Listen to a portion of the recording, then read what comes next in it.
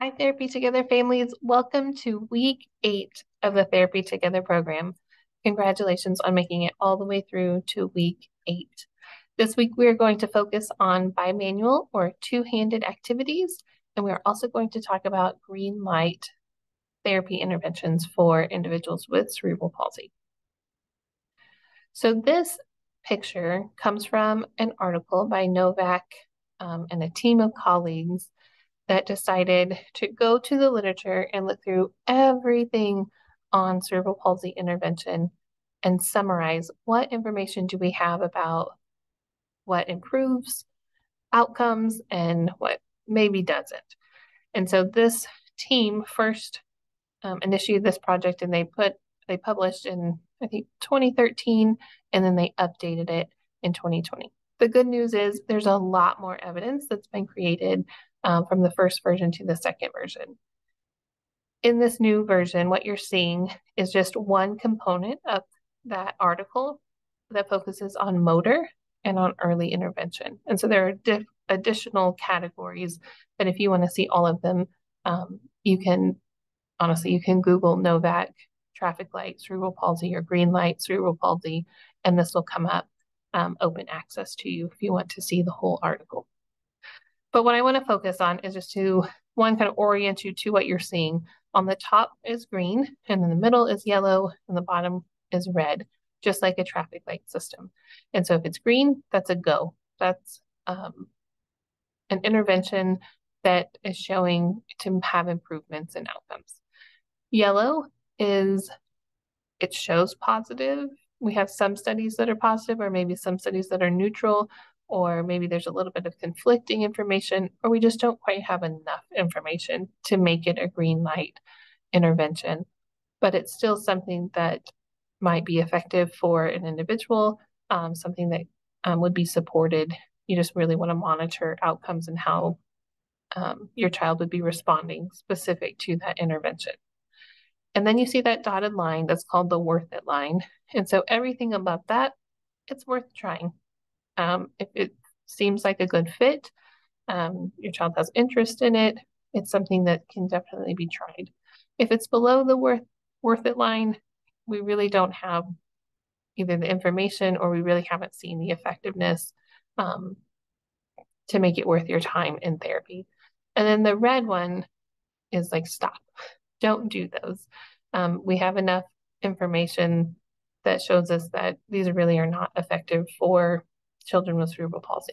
They may be effective for other needs, but we just haven't found that to be true for kids with CP.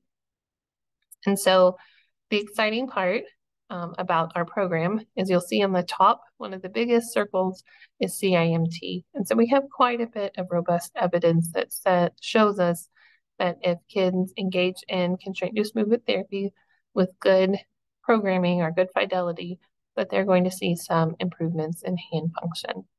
The size of the circle is how many studies have been done around that topic. So it's green and it's a big one. If you move over to the next column, you'll see early intervention, and you'll see a small yellow circle that has CIMT under the age of 2 years. And really in the last 3 years, there's been some high quality studies that have come out that I anticipate when they update this the next time that yellow CIMT under the age of 2 years will move up into a green circle on this slide. But just gives you an overview that there are a lot of different options when it comes to improving motor outcomes or improving early intervention outcomes. And so maybe your child did really well with this program. That's what we always hope for. But maybe they didn't. And if they didn't, it's okay because there's a lot of other options that you can still pursue and still work towards so that they can achieve the goals that you'd like to see them achieve. All right. So one of the questions we get asked a lot is like, well, what do we do after this? We've done this really intensive program. We were very structured. We had a plan every day and every week. What's the recommendations for what comes next? That's one of our research questions is how many times should a child repeat a constraint-induced movement therapy program? And I can share with you from my experience, we've had some of our older kids have done the program 3, 4, 5 times. the structure of that program is a little bit different. At some point, the kids will naturally plateau. They'll reach a point where they have made as many gains as they can in terms of how they use their hand. I think everyone over time can always achieve new goals. And so if that's related to independence, if that's something around participation, those things can always be worked on. But in terms of how the hand and the arm move and function, there will be a natural point where you'll see a plateau in the ability of your child.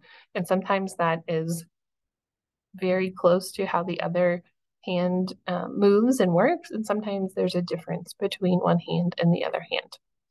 But what we recommend now that you've finished this 8-week program is that you give the kids and yourself, because it is a lot on you too, give yourself at least an 8-week break.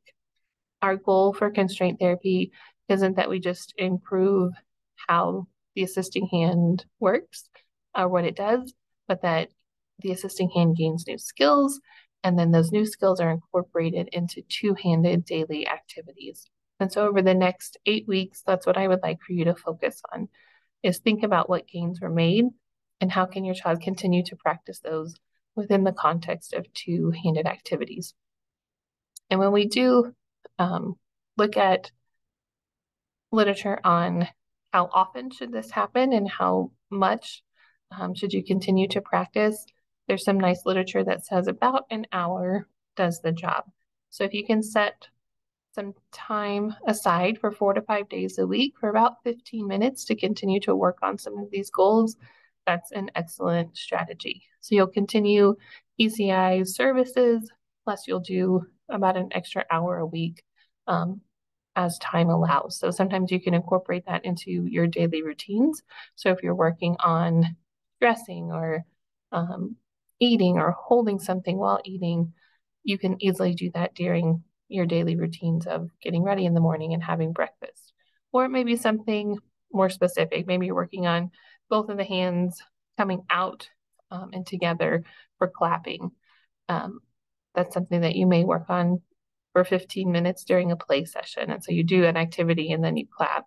But you can decide as a family, do you want to incorporate this into something we're already doing, or do you want to set aside a special time to be able to work on those activities? All right, so for this week, it's all about two hands. So using the assisting hand as a partner with the dominant hand or the preferred hand. So level A, you're going to work on using the assisting hand to stabilize the object against the body or a surface during a two-handed task.